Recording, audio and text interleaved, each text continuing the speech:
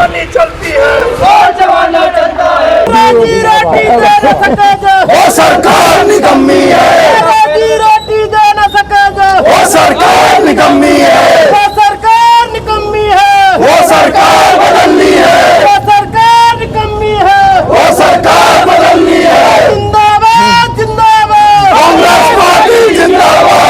रोजी रोटी दे न सके जो, वो सरकार निकम्मी है, रोजी रोटी दे न सके जो, वो सरकार निकम्मी है, जो सरकार निकम्मी है, वो सरकार बदलनी है। धर्मेंद्र प्रधान इस्तीफा दो,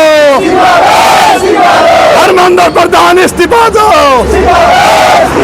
नरेंद्र मोदी इस्तीफा दो। भारत माता की वंदे वंदे। युवा शक्ति जिंदाबाद, युवा शक्ति जिंदाबाद।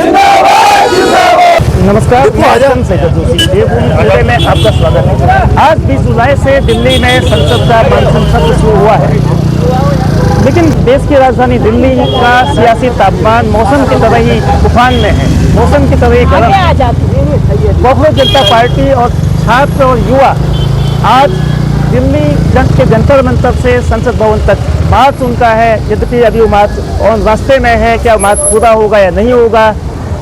धर्मेंद्र प्रधान जो केंद्रीय शिक्षा मंत्री है, उनके इस्तीफे को लेकर 20 जून से जो आंदोलन दिल्ली के जंतर मंतर में कांग्रेस जनता पार्टी की ओर से चलाया गया था, उसको व्यापक समर्थन मिला है।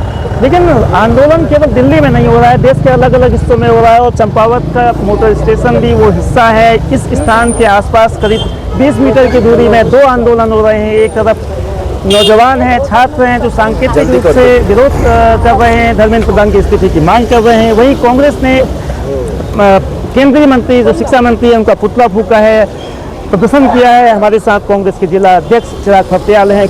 आज आप लोग जब 1 महीने का आंदोलन कांग्रेस जनता पार्टी का 20 जून से 20 जुलाई तक हो गया है, संसद मार्च आज उनका है, संसद का अधिवेशन भी मानसून सत्र शुरू है, तो आप लोगों ने ये इस प्रदर्शन की क्या इसके पीछे उद्देश्य है? 2014 से जब से भारतीय जनता पार्टी की सरकार केंद्र में बनी है और 2017 से जब से राज्य में भारतीय जनता पार्टी की सरकार बनी है, तब से लेकर आज तक लगातार पेपर लीक के मामले इस देश में, इस प्रदेश में आ रहे हैं, जो काफ़ी चिंताजनक हैं।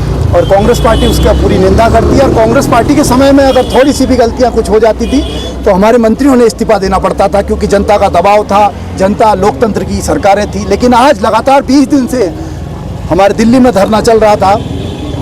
वांचुक जी जो धरना दे रहे थे, उनको जबरन धरने से उठवा लिया गया। ना उनके पास कोई मंत्री पहुंचा, ना कोई भारतीय जनता पार्टी का सांसद पहुंचा, ना कोई जिम्मेदार व्यक्ति पहुंचा। आप समझ सकते हैं, और ये पूरी जनता देख रही है, पूरी जनता भी सब समझती है कि लोकतंत्र आज इस देश में ख़त्म हो गया है, जो चिंता का विषय है। मैं पूरी जनता से ये निवेदन करना चाहता हूँ कि बहुत जल्दी उत्तराखंड में राज्य में चुनाव है।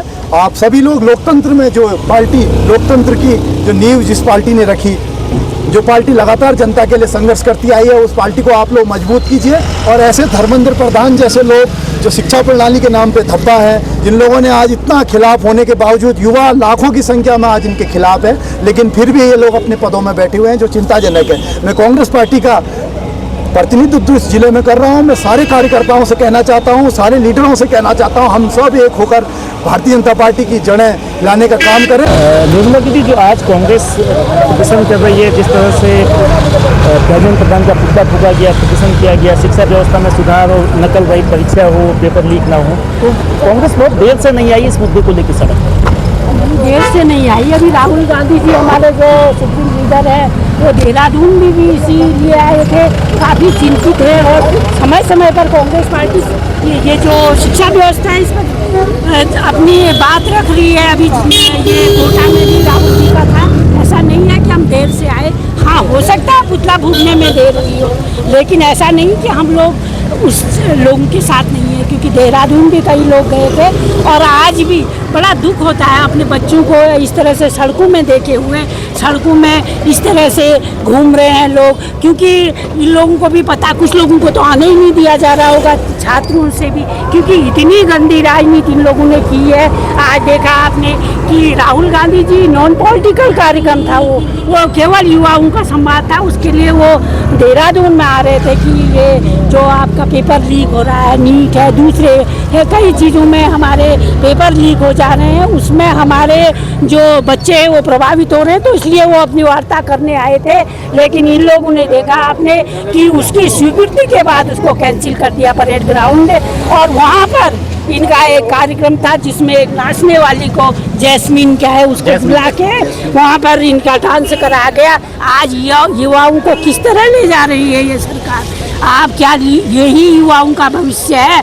हम मानते हैं मोदी जी ने विवाह नहीं किया, बच्चे नहीं है, लेकिन धामी जी के तो परिवार है। क्या अपने बच्चों को ये उन नचनियाओं के सामने प्रस्तुत करे हैं, लेके गए हैं? ये इस तरह से व्यवस्था जो थी ये बड़ी शर्मनाक है हमारे देवभूमि के लिए। विशेष तौर पर ऐसी जो व्यवस्था है ये ठीक नहीं है, ये प्रदेश सरकार की नाकामी है। जिस तरह से मुख्यमंत्री जी का व्यवहार है वो दर्शाता है कि उनकी सोच क्या है।